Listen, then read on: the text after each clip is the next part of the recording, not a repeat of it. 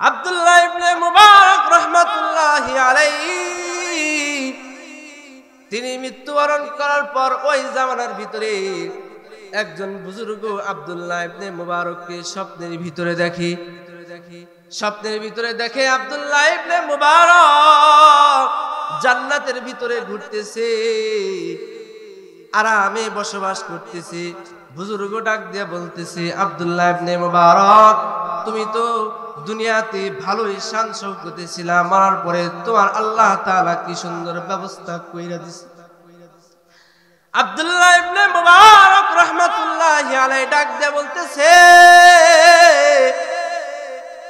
ও বুজুর্গ শোনো, আমি জামানার সবচাইতে বড় আলেম আর কি জান্নাতে আছি। আমার বাড়ির সামনে একজন কামার ছিল, যে লোহা দিয়া দা কুন্তি খরাল বানাইতো। ওই সাধারণ একটা মানুষ আমার চাইতে বড় জান্নাতে আছে। সুবহানাল্লাহ বলেন। মনের ভিতরে জাগে কি জাগে না? জামানার সবচাইতে বড় আলেম মুহাদ্দিস, তিনি ছোট জান্নাতে আছেন। আর মূর্খ মানুষ একজন দা খুন্তি বানায়, লোহা দিয়া কোদাল বানায়, এমন একটা লোক আলেমের চাইতে বড় জান্নাতে আছে। জানার দরকার আছে না নাই? বুজুর্গ স্বপ্নের ভিতরে দেখে যে আব্দুল্লাহ ইবনে মুবারকের চাইতে ওই জামানার সবচাইতে একেবারে নিম্নমানের গরিব মানুষ জান্নাতে আছে, একজন কামার। তার মনের ভিতরে এটা আর ভালো লাগতেছে না। আমি জানবো, আমি শুনবো, আমি একজন জামানার সবচাইতে বড় আলেমকে নিম্নমানের জান্নাতে দেখলাম, আর একজন কামারকে আমি উচ্চমানের জান্নাতে দেখলাম। কারণটা কি আমি জানতে চাই। তিনি দীর্ঘদিন খোঁজ খবর কইরা ওই কামারের স্ত্রীর কাছে গিয়া বলে, ও আমার বোন, আমি একটু আপনার কাছে দুইটা কথা শুনতে চাই। আমি স্বপ্নের ভিতরে দেখলাম জামানার সবচাইতে বড় আলেম আপনার স্বামীর চাইতে বড় জান্নাত পাইছে। সুবহানাল্লাহ।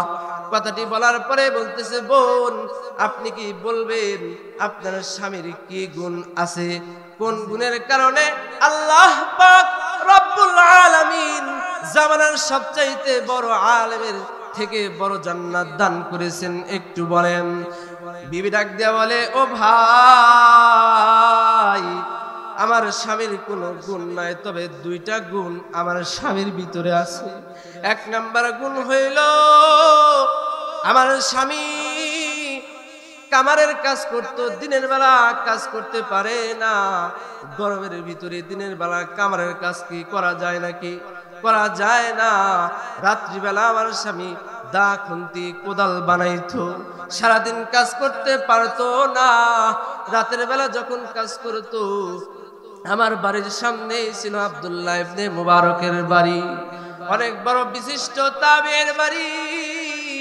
তিনি ছাদের উপরে দাঁড়ায়া সারা রাত ইবাদত করতেন, আর আল্লাহকে আল্লাহ আল্লাহ বলে ডাক দিতেন।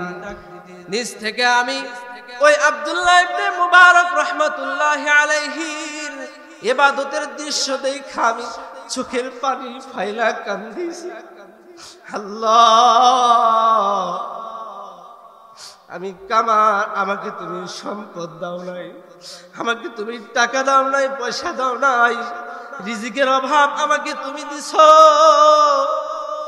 কিন্তু আব্দুল্লাহ ইবনে মুবারক, তার টাকার অভাব নাই, পয়সার অভাব নাই। তিনি সারা রাত দাঁড়ায়া, তার রিজিকের কোনো টেনশন নাই। ছাদের উপরে দাঁড়ায়া সারা রাত ইবাদত করে। আমি মূর্খ মানুষ, রিজিকের তাগিদ আমার আছে। মালিক তুমি জানিয়ে রাখো,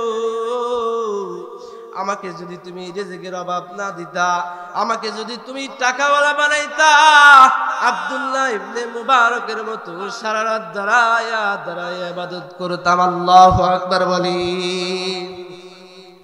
মুসলমান ভাইরা আমার, কথাগুলো দিলের কান দিয়ে বুঝবে। এই যে আব্দুল্লাহ ইবনে মুবারক রাহমাতুল্লাহি আলাইহি এই কথাটা বলছে, বলার সঙ্গে সঙ্গে বলতেছে, বোন আর কি গুণ তোমার স্বামীর মধ্যে আছে, বলো বলো, তাড়াতাড়ি বলো। বলতেছে, আমার স্বামী আরেকটা গুণ হইল, আমার স্বামী যখন মুয়াজ্জিন সাহেব বলতো আল্লাহু আকবার আল্লাহু আকবার, আশহাদু আল্লা ইলাহা ইল্লাল্লাহ, হাইয়া আলাস সালাহ, হাইয়া আলাল ফালাহ, যখন মুয়াজ্জিন আযান দিত সঙ্গে সঙ্গে আমার স্বামী যদি হাতুড়ের বাড়ি উঠাইছি, যদি পিছনের দিকে বাড়ি থাকতো আর মুয়াজ্জিন বলতো আল্লাহু আকবার আল্লাহু আকবার, সঙ্গে সঙ্গে আমার স্বামীর অন্তরের ভিতরে প্রকম্পিত শুরু হয়ে যাইত ভয়ে, আল্লাহর নামের ভয়ে। আমার স্বামী আজান শোনার পরে ওই হাতুড়িটা সামনের দিকে ফালায় না, পিছনের দিকে ফালায় বলে, মালিক খামার বানাইছো, টাকা দাও নাই, পয়সা দাও নাই গো মালিক, আমার যদি টাকা থাকতো, আমি যদি কামার না হইতাম, আমার যদি পয়সা থাকতো, রিজিকের তাগিদ যদি না থাকতো মালিক, আমি কামারগিরি করতাম না, আব্দুল্লাহ ইবনে মুবারকের মতো দাঁড়ায় দাঁড়ায় ইবাদত করতাম গো মালিক। কামার বানাইছো তোমার ভয়ে, আমি মালিক এই কাজটা করলাম। আজান শোনার পরে সামনে আমি হাতুড়ি ফালাই নাই, তোমার ভয়ে মালিক পিছনে ফালাইয়া দিছি। এই আমলটা যদি পছন্দ হয় গো মালিক, রোজে মাহশরে আমাকে তুমি কামার বইলা ডাক দিও না। আল্লাহু আকবার বলি। আব্দুল্লাহ ইবনে মুবারক রাহমাতুল্লাহি আলাইহি ওই বুজুর্গের স্বপ্ন দেখার পরে, দুইটা কাহিনী শোনার পরে বলতেছে, আমার স্বামীর এই দুইটা গুণ ছিল। এক নাম্বার গুণ হইল, আমার স্বামী যখনই আল্লাহর নাম শুনতো ভিতরে কাঁপতো, আর কোনো কাজ আমার স্বামী করতে পারতো না। আর একটা গুণ, আব্দুল্লাহ ইবনে মুবারকের ইবাদতের এই সিরিয়াল, এই সিস্টেম দেখে আমার স্বামী আল্লাহকে বলতো, মালিক আমার টাকা পয়সা না থাকলে আমি এভাবে ইবাদত করতে পারতাম গো মালিক।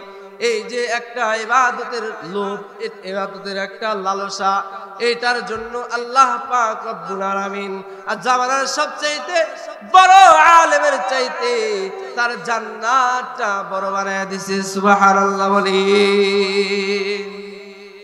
এই যে একটা ইবাদতের লোভ, যে আল্লাহ আমাকে যদি তুমি টাকা পয়সা দিতা, তাহলে আজকেও যদি কোনো আলেমকে দেখে আপনি বলেন, মালিক আমাকে রিজিকের তাগিদ দিয়েছো, আমি দুনিয়ার ব্যস্ততার কারণে ইবাদত করতে পারি না, কিন্তু যদি আমার এবিলিটি থাকতো, আমি সারাদিন একজন আলেমের মতো ইবাদতে মগ্ন থাকতাম।